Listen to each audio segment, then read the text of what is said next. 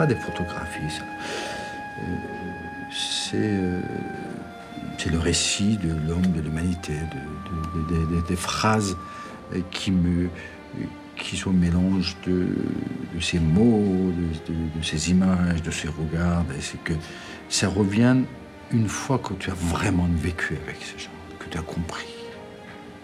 C'est pas un regard passager de touriste qui va et qui voit quelque chose de joli ou bien les photographies sont là. C'est des temps et de vie partagés et passés, de joie et de souffrance avec ces gens, que finalement, ils te donnent ce moment. Ils t'offrent leurs âmes. Et c'est leurs âmes, c'est son âme qu'on le voit.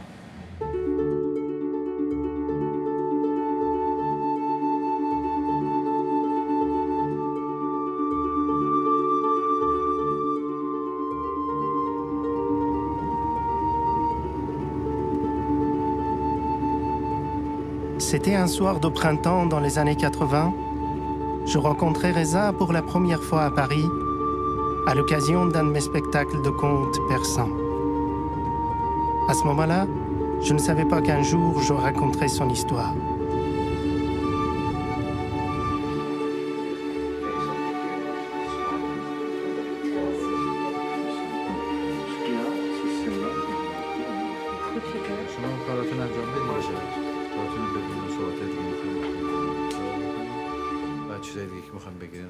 Certainement, il y a un poème de Hafez qui m'a beaucoup touché. C'était در اندرون من خسته دل ندانم کیست که من خموشم و او در فغان و در غوغاست. Je ne sais pas qui est dans mon intérieur qui bouillonne tellement, même si je suis silencieux et je dis rien, mais mon intérieur, il bouillonne constamment. Et ça, c'est dès le bas âge, peut-être à 7-8 ans déjà, je sentais un bouillonnement qui existe dans mon corps et que j'ai envie de partager ça avec des gens. Très vite, j'avais pris un appareil photo de mon père et quand je regardais dedans dans le viseur, comme ça, et j'ai vu comment, en tournant, on arrivait à faire le cadrage de ce qui était en face de moi, de ce qui était la réalité. Et il s'est passé comme si quelque chose de divin, c'est comme si c'est quelque chose qui est vraiment rentré dans moi. Et la première photo que j'avais faite, c'était l'envol d'un oiseau sur une branche d'arbre.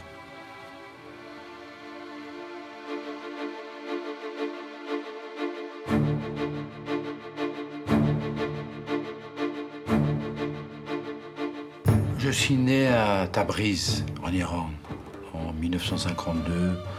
Des parents très intellectuels d'une part, mais en même temps faibles moyens financièrement.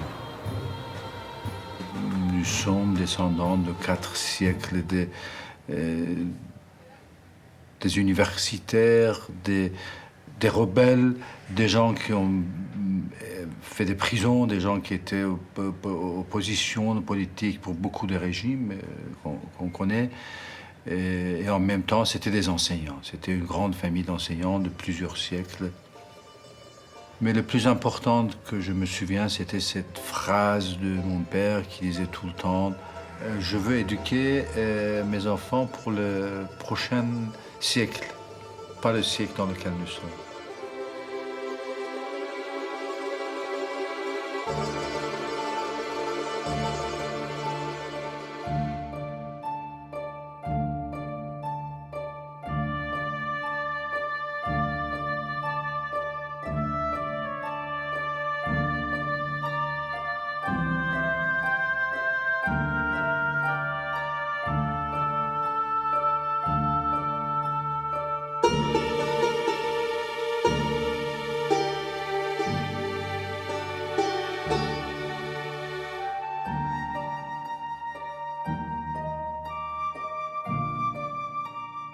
À l'âge de 16 ans, j'ai lancé une bibliothèque dans le lycée dans lequel j'étais et localement, il n'y avait ni journal ni magazine.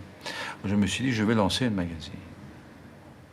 Mais une magazine un peu pour les étudiants, c'était un peu comme ça que l'idée est venue. Quelques mois, ça m'a travaillé. Et finalement, j'ai choisi un nom qui s'appelait Parvoz, ça veut dire l'envol.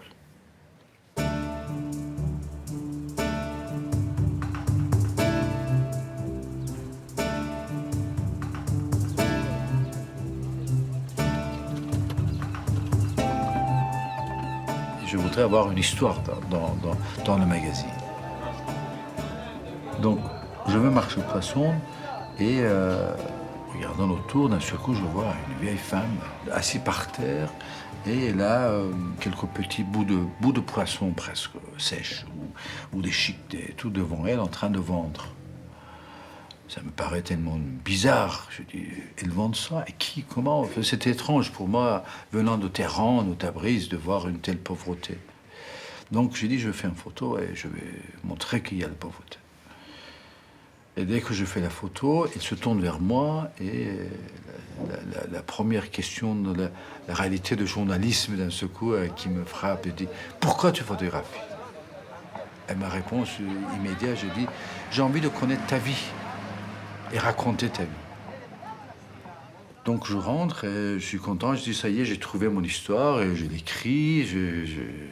Le lendemain, je suis dans la bibliothèque, je passe la machine, j'en fais je sais pas, une cinquantaine d'exemplaires. Le premier numéro, Parvoz, l'envol, était lancé comme ça.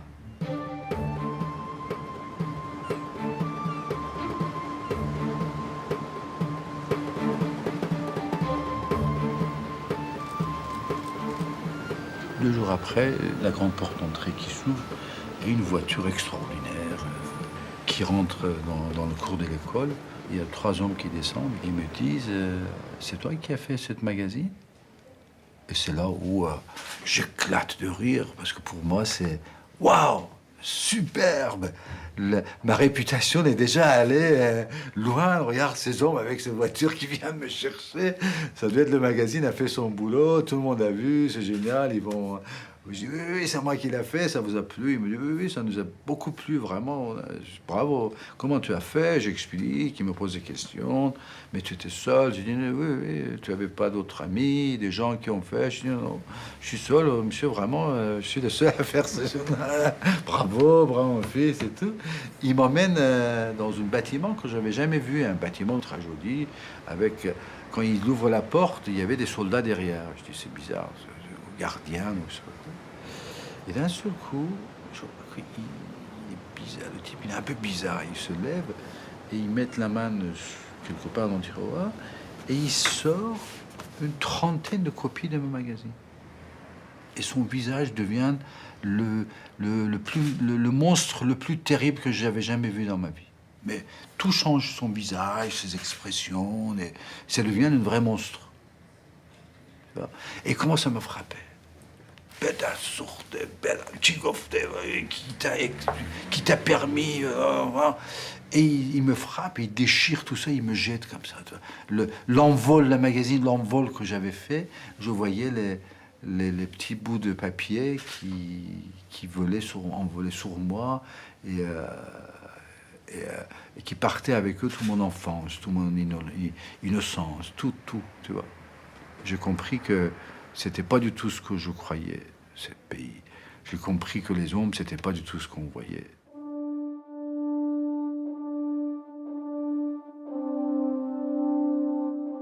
Je crois qu'il y a beaucoup de choses qui est fait dans ma personnalité à ce moment-là, à ce moment précis. Mais surtout 2 heures après. Je vais à la maison, je suis complètement pas, j'ai pleuré tout le chemin, je ne sais pas quoi dire à mes parents, ce qui se passe. Ça va être le grand colère de mon père. Parce que je ne l'avais pas prévenu, parce que je ne l'avais pas dit, parce que je n'avais pas dit que je fais un journal, un magazine et tout ça. Et je crois que sa réponse, ça aussi, le même jour où tout a changé pour moi, c'était aussi avec sa réponse. Il regarde autour, il se rapproche de moi, il dit « Mais dis-moi, tout ce que tu as écrit, ce que tu as fait, tu y crois? Tu es convaincu que c'est la bonne chose? » Je dis « Bah oui, moi je crois, c'est ça la bonne chose. » Et là il me dit « Écoute, si tu crois, fais-le. »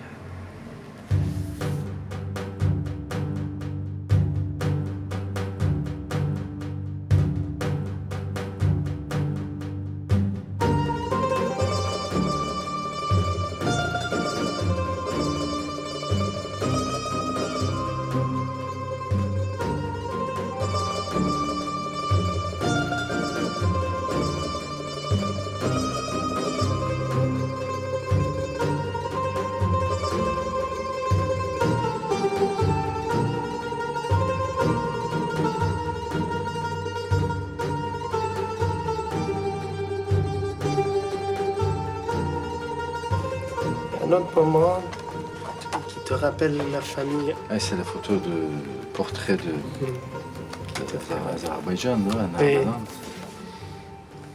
Ça, c'était incroyable, hein, vraiment. J'étais dans un petit village, Nardalan. Et le matin tôt, donc je suis sorti dans le village, je me promenais, il n'y avait personne. Moi, je trouvais un petit boutique qui était ouvert. Quand je rentrais dedans, il faisait un peu froid. Et j'ai vu cet homme qui est assis avec ce canne comme ça. Et il me fixait de regard. Et je regarde son visage, ça me rappelle tout de suite mon oncle, qui avait exactement les mêmes couleurs des yeux et le même visage. Et, il me dit, mais ton accent, il n'est pas d'Azerbaïdjan d'ici, tu es d'où? Je dis, je suis du sud. Et là, il dit, moi aussi. J'avais 2 ans quand mes parents ils étaient venus ici, dans cette partie, pour rendre visite à leur famille, et que les frontières est fermées depuis. Et cette fermeture de frontières, c'est au temps de Staline.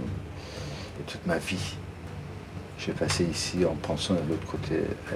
Mes parents, ils sont morts en pensant à leurs frères, à leurs sœurs qui étaient restés de l'autre côté de frontière.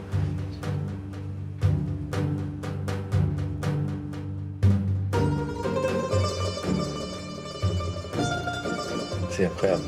Oui. On sait pas. D'ailleurs, tu as les mêmes yeux, là. Oui. Tu as les mêmes yeux.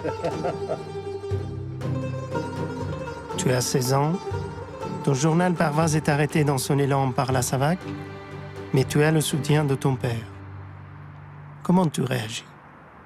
Cette directeur de SAVAK qui m'a frappé, il m'explique qu'il y a une police secrète, qu'il s'appelle SAVAK et que il était persuadé que moi je connais tout ça. Et je ne savais pas. À 16 ans, je ne savais pas. Il m'a tellement enragé que j'ai envie de, au contraire, faire plus de photos, aller voir plus de choses comme ça, mais que les gens ils ne savent pas, que, comme mon père avait dit, fais attention de ne pas te faire attraper. Donc je commence à aller photographier Darwaze Ghar. Ces pauvretés, c'est des gens qui vivent dans des situations mais invraisemblables. Et quand je vais chez des amis ou des gens qui habitent au nord de l'Iran, qui ont des villas, et quand je leur raconte que vous savez, au sud, comment les gens y vivent, ils ne me croient pas. Donc la force de l'image, comment on peut parler, comment on peut expliquer, ça devient de plus en plus important pour moi. Et je sens que je tiens quelque chose de puissant. Et je commence à coller ça sur les murs de l'université de Téhéran, en mettant juste un mot, le Qahti va Gorosnegi dar Hukumat Shahanshah. La famine sous le régime du Shah. C'était des phrases simples, mais ça avait un effet, c'était des phrases que personne n'osait dire sous le Shah. Personne. Ceux qui disaient étaient en prison, ou tués, ou exécutés, ou d'autres. Évidemment, c'est pas le genre d'information que le SAVAK, à l'époque, il le passait inaperçu. Donc il commence à me surveiller, à envoyer des gens de me voir, où je suis, qu'est-ce que je suis. Et petit à petit, il m'encercle jusqu'à ce que j'ai 22 ans. Et un soir, c'est la descente. Il me jette dans la voiture, il ferme les yeux, il m'emmène, je ne sais pas où, je ne connaissais pas. Et dès l'arrivée, il commence à me... Cette fois-ci, ce n'était pas avec quelques bouts de papier de Parvaz, mais c'était des vraies tortures avec des câbles électriques. Et arrivé dans une prison publique, et quand on dit prison publique, ce n'est pas des droits communs, c'est que des prisonniers politiques. Tous les plus grands intellectuels, de cinéastes, des écrivains, qu'un jeune, un étudiant de 20, 22 ans peut rêver un jour même de lui serrer la main. Tu vois, ils étaient tous en prison, à côté. C'est 5000 en plus, c'est pas 1 ou 2 ou 3, c'est 5000 de ces gens-là. C'est comme si, à 22 ans, tu vis pendant 3 ans dans une même pièce avec Victor Hugo et Balzac d'un côté François Truffaut de l'autre côté et Jean-Luc Godard à côté de toi. Tu vois, c'était qu'à chacun, tu as 22 ans, tu poses des questions que tu veux. Ça devient la vraie université. Même si c'est la prison, même s'il y a encore torture, même si c'est dur. En prison publique, je vois des livres. Je dis, waouh, super, j'ai envie de lire. Tout le monde me dit, ah, il faut attendre. Mais comment il faut attendre, tu sais? Il y a 150 livres et on est 5000. Ah si, tiens, il y a un livre que personne ne lit. Ah bon? C'est quoi ça? Montre-moi. Et il me montre un livre avec une couverture bleue et vert où c'est marqué à l'époque, maintenant je sais que c'était, moi je lisais bien l'anglais, c'était apprentissage du français aux étrangers. J'ai dit, moi j'adore la France, la culture de France. J'ai jamais appris, avec mais alors, si c'est le seul livre, pourquoi pas, je vais apprendre. Arrive le moment où le régime du Shah, sous la pression de tout ce qui était international, ils acceptent que les prisons iraniennes soient visitées par le Croix-Rouge international. Arrive un jeune Suisse qui se présente en anglais. Est-ce que parmi vous, il y a quelqu'un qui parle français? Moi, je dis rien. Parce que, oui. En plus, il disait en anglais. Là. Et ça, c'est le moment où j'oublierai jamais dans ma vie. Où tu as tous les prisonniers qui se tournent vers moi et disent, lui, il parle français. He speak French. Moi, je reste comme ça, là, tétanisé. J'avais entendu parler. Et l'autre qui me dit, vous parlez français. Ah, j'ai compris. Les deux phrases qui me disent, vous parlez français. Je dis, oui, monsieur, je parle français. Ah, c'était un moment très émouvant pour moi. C'était au bout de 8 mois, presque 1 an, je commençais à me rendre compte que tout ce que j'avais lu, tout ce que j'apprenais aux autres, c'est bon, ça marche. Et donc, il me demande de devenir son interprète. Tu as 26 ans, tu viens de passer 3 ans en prison, tu reprends tes études, tu sens que l'Iran est en train de changer. Un jour d'automne 1978, alors que tu travailles comme architecte dans un cabinet, tu entends des manifestants à l'extérieur. Tout le monde se précipite vers la fenêtre pour regarder ce qui se passe. On voit un groupe des étudiants, de jeunes étudiants, comme ça. C'est la panique totale, ça tire partout, et ils crient, il y en a qui tombent, ils sont blessés. Et parmi tous ces étudiants, je vois un étudiant qui a un appareil photo et qui fait des photos en cours. Je suis architecte maintenant, j'ai fait la prison, mais qu'est-ce qui est dans mon corps et ma passion, c'est la photographie. Dès l'âge de 14 ans, c'est la photo pour moi. Et quand je vois ça, je ne peux plus bouger de cette fenêtre pendant 3 heures.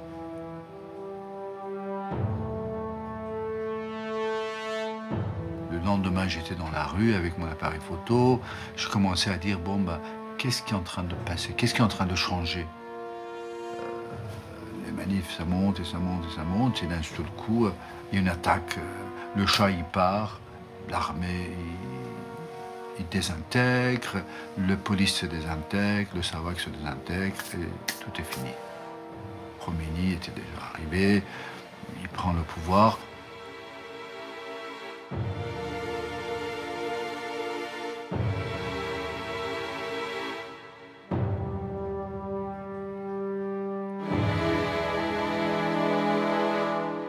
J'espère que tous les êtres humains auront un jour ce privilège de ces 3 heures et la possibilité aussi de mettre tout à plat dans leur vie, dans leur temps et de dire est-ce que c'est cette vie que j'ai envie de faire ou j'ai envie de faire une autre chose.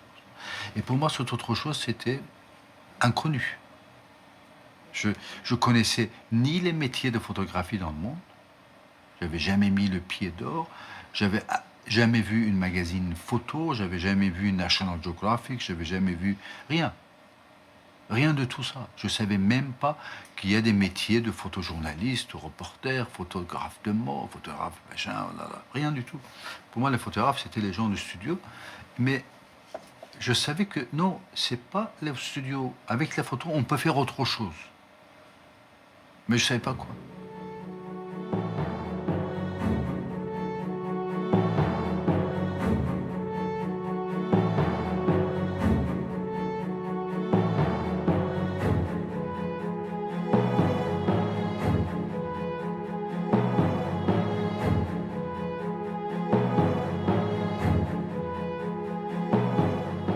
Au soir, j'écoute tous les infos, voir ce qui se passe.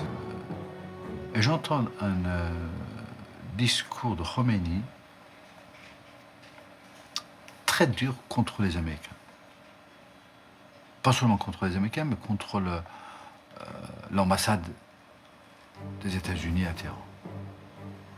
J'arrive devant l'ambassade, je ne crois pas mes yeux, je vois il y a des gens qui sont en train de sauter le mur de l'ambassade.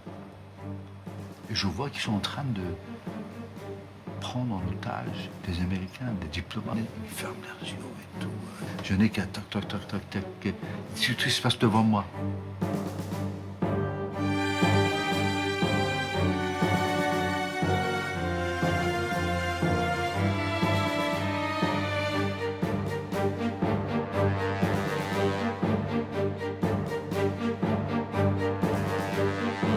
« 24 heures après, évidemment, les photos sont partout dans le monde entier.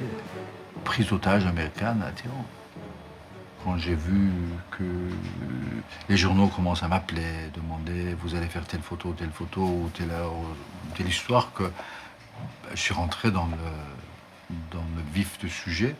Et une semaine après, Newsweek qui m'appelait en disant est-ce que vous voulez devenir notre correspondant en Iran?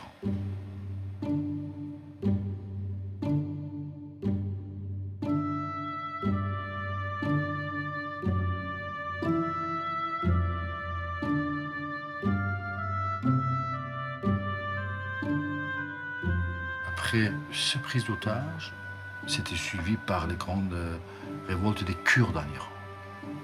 Et je me trouve complètement au quartier général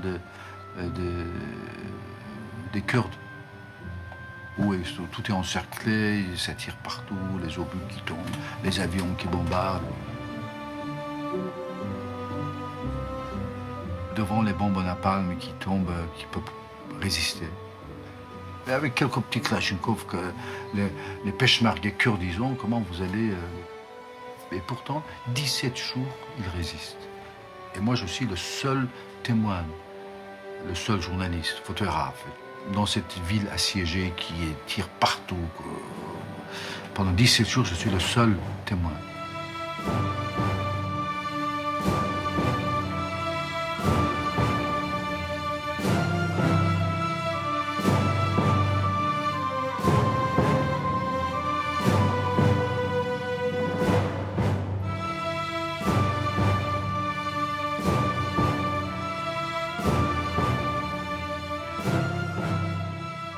Souvent, on me demande quelle est la photo, pour moi, qui représente vraiment de la guerre. Et quelle est la photo qui m'a touché le plus, ou le moment dans une guerre qui m'a touché le plus.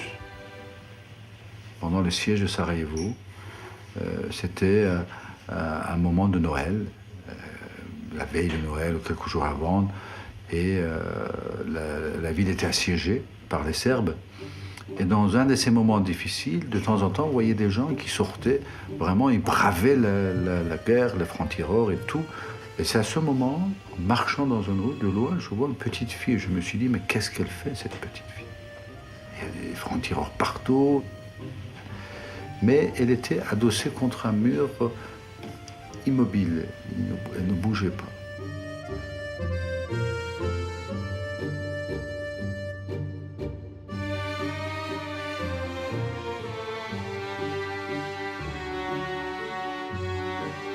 Je me rapproche, je demande à mon interprète qu'est-ce qu'elle fait, et la réponse de la fille, c'était le moment le plus dur de toute la guerre pour moi. Elle a dit, je vais vendre mes poupées. Je vais vendre mes poupées parce que la grand-mère, ça fait 3 jours, elle n'a pas mangé. Et je vais acheter du pain pour elle.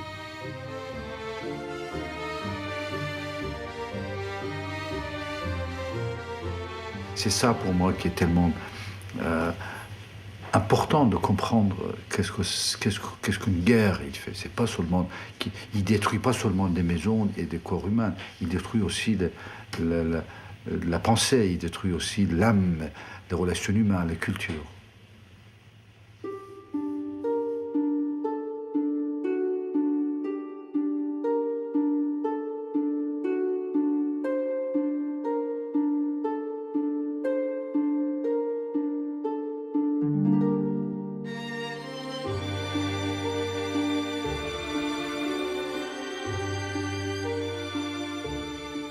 Je continue mon travail photographique avec beaucoup de difficultés et je sais qu'ils ont un œil sur moi. La guerre en Irak éclate, je vais au front. Et un jour, à Abadan, je tombe dans une embuscade et je suis blessé à la main. Les médecins, ils viennent me voir, ils disent « Oh là là, les obus sont rentrés, je sais pas, entre les os et que vous allez perdre la main ou les doigts. » Comment je vais tenir l'appareil? Je dis « Écoutez, pour le moment, c'est ça ou rien. » Par l'intermédiaire d'un ami, tu envoies tes radios à un chirurgien à Paris. Il te dit qu'il peut sauver ta main. Tu réussis à quitter l'Iran juste au moment où tu es de nouveau menacé pour tes photos. Tu arrives en France en mars 1981.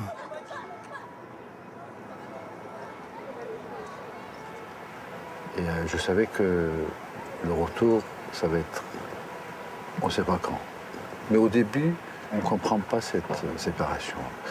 Et après, il y a 2 formes de séparation, finalement, dans l'exil qui arrive. Il y a cette distance physique, tout ce qu'on croyait, tout ce qu'on voyait, tout ce qui était connu. Et là, on perd ça, on perd le climat. Il y a plein de choses physiques qui passent dans l'exil, mais le plus important, c'est tout ce qui se passe dans la tête. Mais le fait que moi j'arrivais à aller à la rencontre des cultures qui sont proches de l'Iran, tu vois, et de passer tout ce temps dans le Moyen-Orient, en Asie centrale, en Afghanistan, dans tous ces pays, c'est tellement la même culture que j'avais pas ce sentiment de trop écarté ou décalé de culture iranienne ou le mien, enfin tout ce qui représente.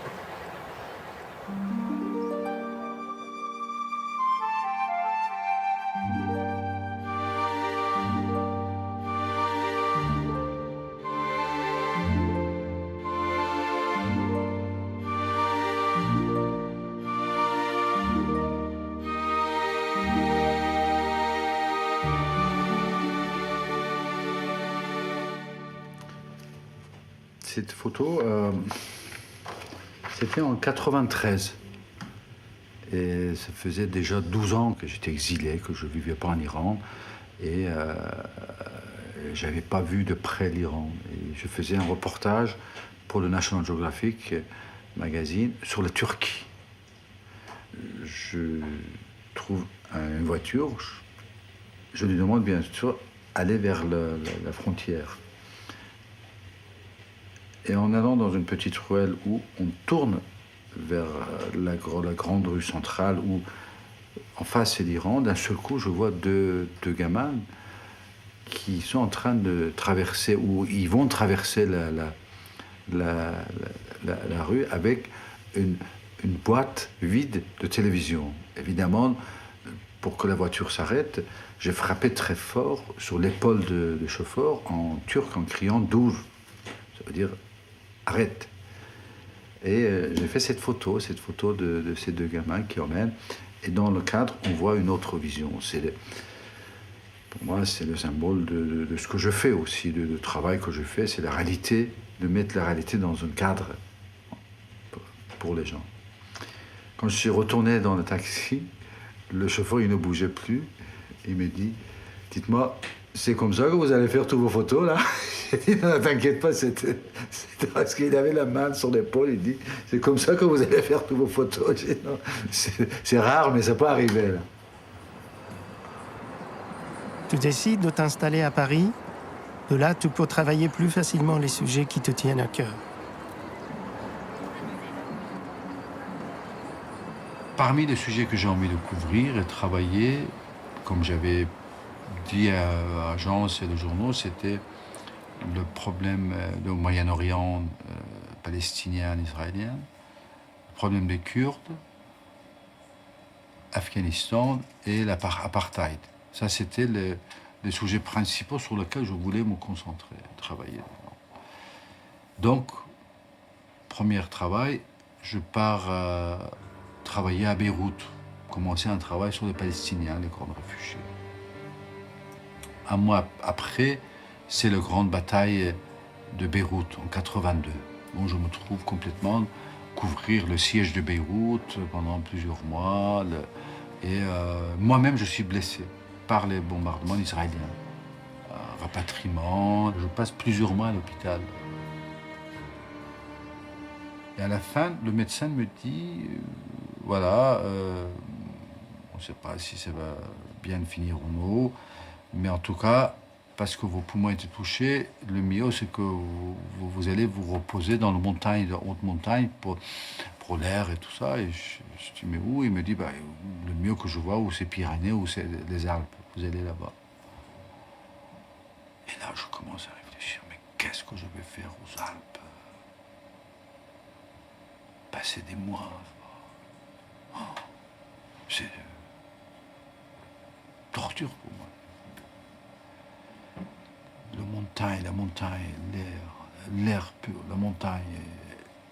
Ah, je retourne vers le médecin et je dis, et Afghanistan, ça vous dit rien là? Je peux pas... Il y a des montagnes là-bas aussi. Il dit, mais attendez, c'est des Russes, c'est des bombes pires que le phosphore et tout ça. Je dis, mais écoutez, mais quand même, il y a des montagnes quand même. Je pourrais. Donc finalement, je dis, d'accord, si vous allez, allez-y. C'est comme ça que je vais en Afghanistan.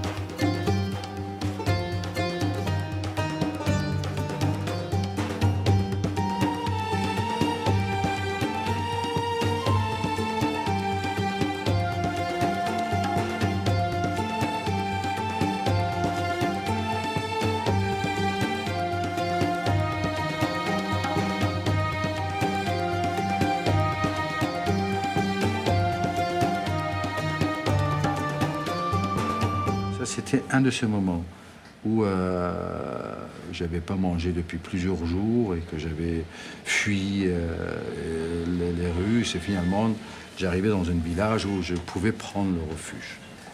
Et mon appareil qui sortait, vous voyez, et donc d'un seul coup, je vois ces enfants qui courent derrière moi. Aksama Bakaja, Aksama Bakaja. Fais nos photos, fais nos photos. C'est ça, quand j'ai dit, c'est eux qui m'ont donné la photo. Après, les gens de village, ils viennent, ils vous emmènent comme les Bédouins dans le désert. Quand vous arrivez chez eux, ils ouvrent la porte, ils vous offrent leur hospitalité, leur repas, ils vous servent, vous mangez, vous buvez, vous reposez. Une fois que tout est fini et que vous êtes reposé, il vous dit, alors, comment vous appelez? D'où vous venez? Qu'est-ce que vous faites ici? C'est extraordinaire.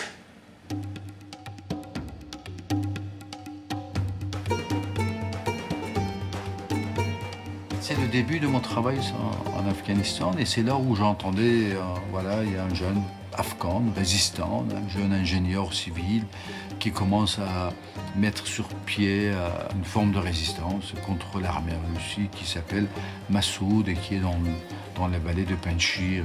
Donc je prends note de ça. Entre-temps, je continue, comme je dis, mon travail. Je vais en clandestin en Afrique du Sud, parce que c'est interdit à l'époque pour les journalistes pour être là-bas. J'obtiens un visa comme chasseur d'éléphants.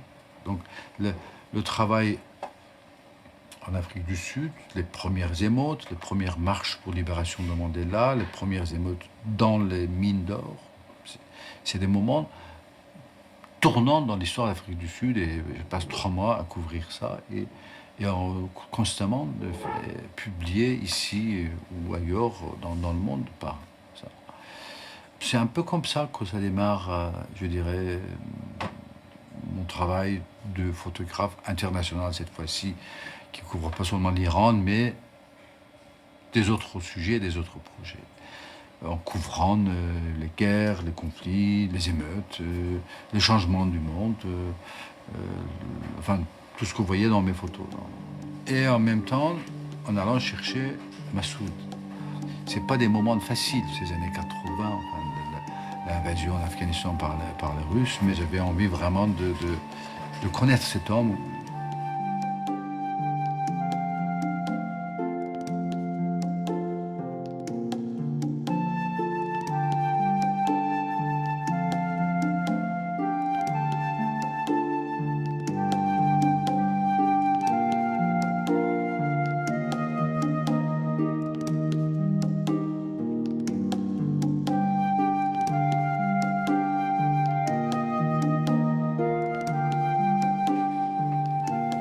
Tous les deux dans une petite grotte et les aviations qui bombardaient et nous on était cachés, enfin, on ne pourrait rien faire, il fallait attendre.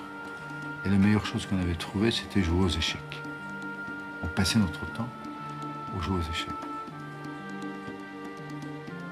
Ça paraît étrange quand on dit qu'on est en pleine guerre, que les Russes y sont là et que nous on passe le temps à jouer aux échecs ou lire la poésie.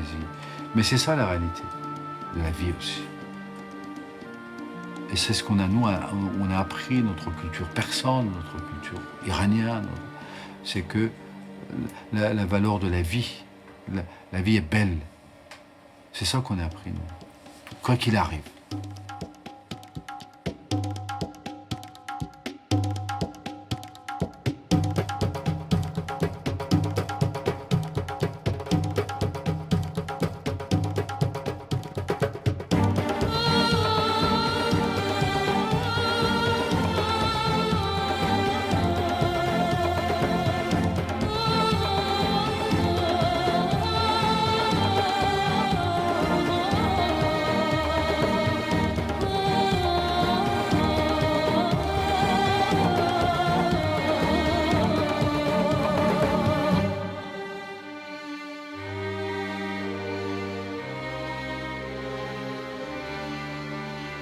C'était un moment, en 90 et 91, où j'avais laissé complètement la photographie de côté. Je ne voulais plus faire de photographie et me consacrer seulement dans le travail humanitaire.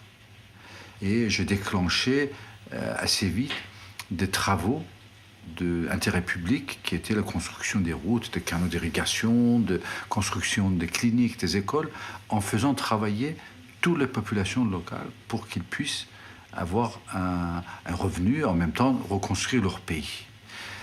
J'avais aussi reçu un très grand nombre, de plusieurs dizaines de milliers de couvertures en donation pour distribuer. Donc il y avait un centre où toutes les familles qui étaient vraiment vulnérables, ils venaient, ils recevaient de ces couvertures pour l'hiver. Un soir, il y a un tremblement de terre. On est à Badarchan, un endroit montagnard incroyable, et il y a un tremblement de terre. On ne sait pas ce qui s'est passé. Et le lendemain matin, je prends la voiture toute seule, les Nations Unies, parce que les chauffeurs n'étaient pas venus, parce qu'il y a un moment, et je ne voulais pas attendre, je me suis dit, il faut aller dans le village pour voir s'il y a des dégâts qui étaient faits pour aider les gens. Parce que dans la ville, on a vu, mais c'est plutôt les campagnes qui étaient importantes.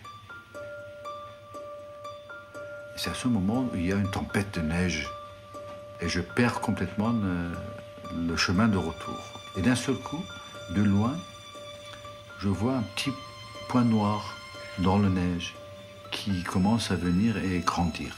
Même si j'avais décidé de ne plus être photojournaliste professionnel, mais j'avais toujours un appareil. Donc j'ai pris mon appareil, je suis sorti et en regardant, je vois cette couple qui rapproche avec cette femme à cheval avec un bébé. Évidemment, la première chose que je reconnais, c'était cette couverture verte que j'avais distribuée il y a 3 jours à cette famille.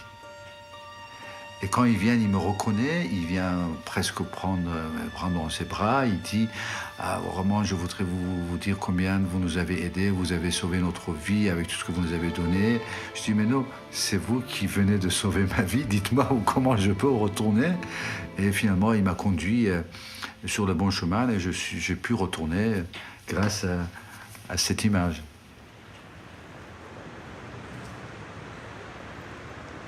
Après 2 années au service des Nations Unies, tu décides finalement de te consacrer entièrement à ton travail de photoreporter.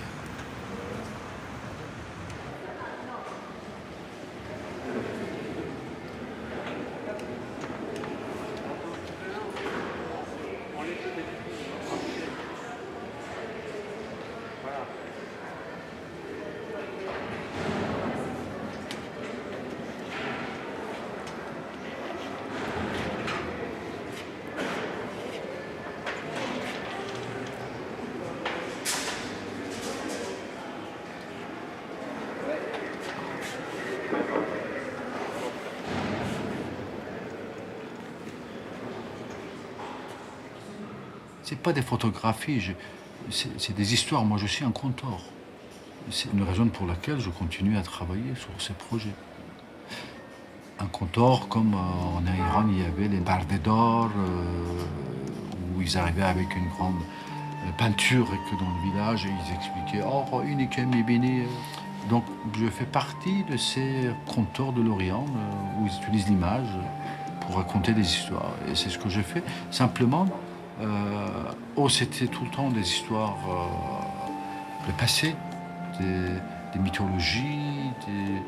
Et moi, je me base sur ce qui se passe aujourd'hui. Parce que ce qui se passe aujourd'hui, c'est en train de changer et faire la transition aussi de notre vie, de notre avenir, de l'avenir de nos enfants, de l'avenir de notre planète.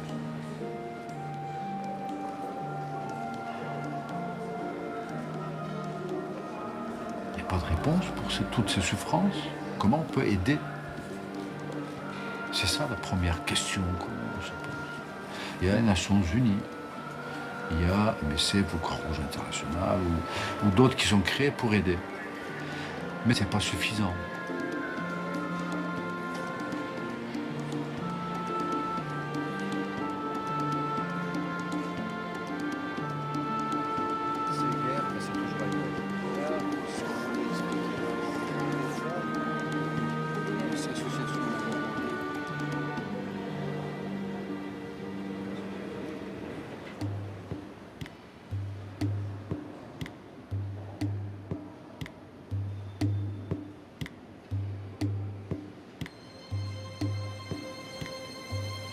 Pendant le génocide au Rwanda et Burundi, il y a eu presque 1 million de morts, mais il y a eu aussi plus de 2 millions de réfugiés. Les gens qui ont fui le pays Rwanda pour aller se réfugier dans plusieurs camps de réfugiés dans l'ex-Zaïre.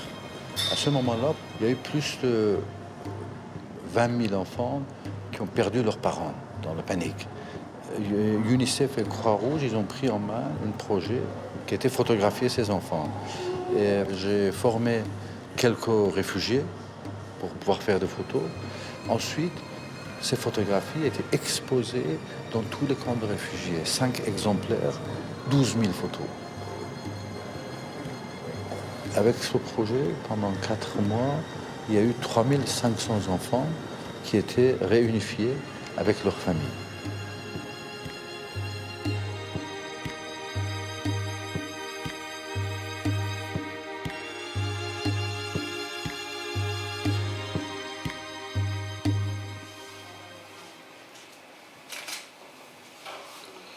En réalité, tout ce qui m'est arrivé dans ma vie, de bonheur ou malheur, de tout ce que j'ai vécu, je dirais le point le plus important, peut-être que même tous ces exils étaient faits pour ça, c'était de rencontrer Rachel. C'est ce rencontre qui m'a bouleversé, qui a changé beaucoup mes attitudes, ma pensée, et surtout avec son regard, je dirais, de poète, écrivain.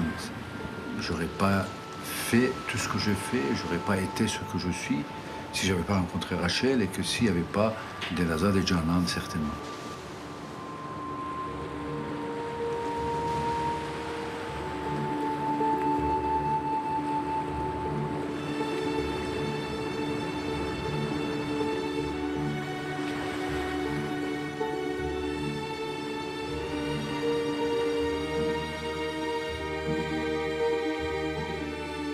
Beaucoup de gens ils disent il faut que tu te calmes, que tu aies des enfants. Je dis alors tout ça c'est des enfants aussi. Tous ces gens que je photographie et je montre leur souffrance, c'est des enfants aussi. Il n'y a pas de raison que j'arrête parce que j'ai des enfants.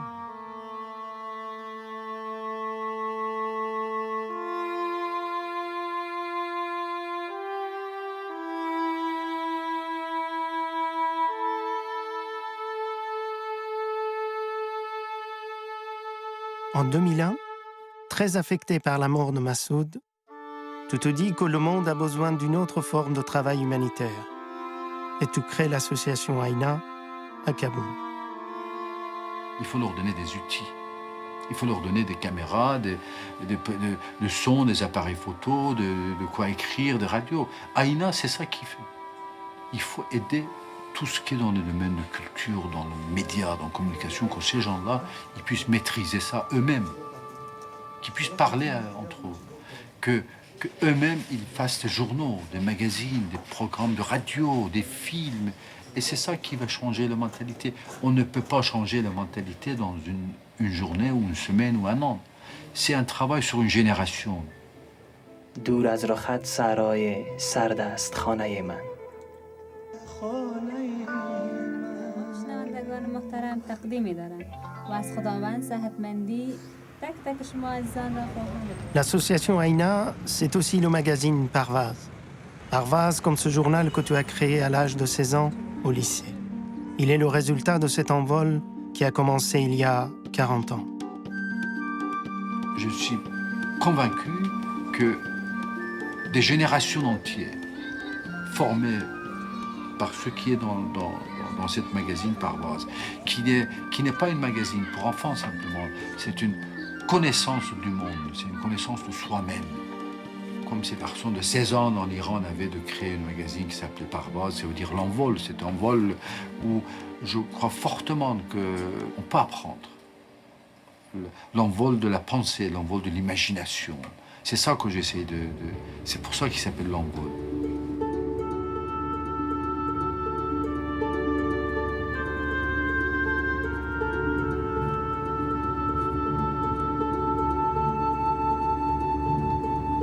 Les rencontres tellement enrichissantes que je fais, ça n'a pas de prix, ça n'a pas d'âge non plus, les mettre à penser. L'exemple même de ces rencontres, de ces élans qu'on me donne, c'est cette petite garçonne dans un petit village au nord d'Afghanistan. Il tient le plante comme si c'était le plus grand trésor qu'il y a dans sa vie là. Je dis en faisant la photo, mais qu'est-ce que tu vas faire de cette plante? Et il me regarde comme si c'est même pas une question à poser, tu vois. Et qu'il me donne une réponse qui est encore une des raisons de cet élan ou de tout le projet ou tout ce que je fais, c'est aussi cette garçon de me mettre à penser. Il me dit,